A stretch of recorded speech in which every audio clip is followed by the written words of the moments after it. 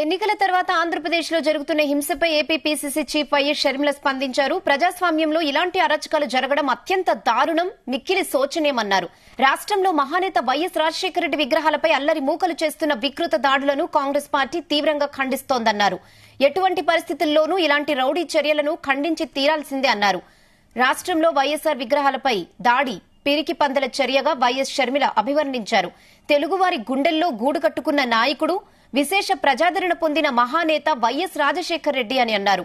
తెలుగు ప్రజల హృదయాల్లో వైఎస్ఆర్ చెరపలేని ఒక జ్ఞాపకమని చెప్పారు. వైఎస్ఆర్ ను అవమానించేలా దాడులు చేసిన వారిపై ప్రభుత్వం కఠిన చర్యలు తీసుకోవాలని కాంగ్రెస్ పార్టీ తరపున ఆమె డిమాండ్ చేశారు.